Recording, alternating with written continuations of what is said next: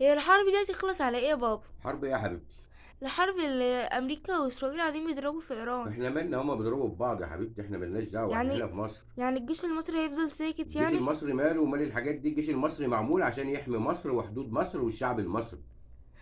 ما ايران قاعده بتضرب دول الخليج، هيحصل ايه لو ضربت السعوديه؟ السعوديه؟ لا يا حبيبتي بقى، الا السعوديه.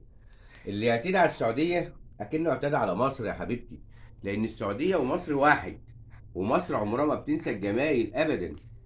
يعني مثلا ما ننساش وقفة السعودية جنبنا سنة 56 في العدوان الثلاثي، وما ننساش وقفة السعودية في 67، وما ننساش وقفة الملك فيصل جنبنا في حرب 73. اللي بيقدم لمصر جميلة بنردها له ألف.